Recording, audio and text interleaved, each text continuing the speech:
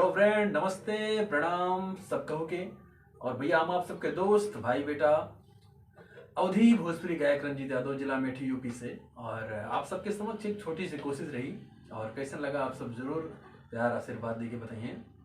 और हमारा सारा गाना देखे सुने खातिर आप सब हमारे यूट्यूब चैनल देसी म्यूजिक वर्ल्ड का जो तरह से प्यार दे बाटे, ये प्यार हमेशा बनाए रखी। और जौन भाई अभी तक सब्सक्राइब नहीं किया, प्लीज़ हमारे यूट्यूब चैनल देसी म्यूजिक वर्ल्ड से जुड़ें और लेटेस्ट गाने का आप सब मजा लें। अपन प्यार आशीर्वाद हमेशा भाई भी बनाए रखें। आप सबका बहुत बहुत तहे दिल से शुक्रिया।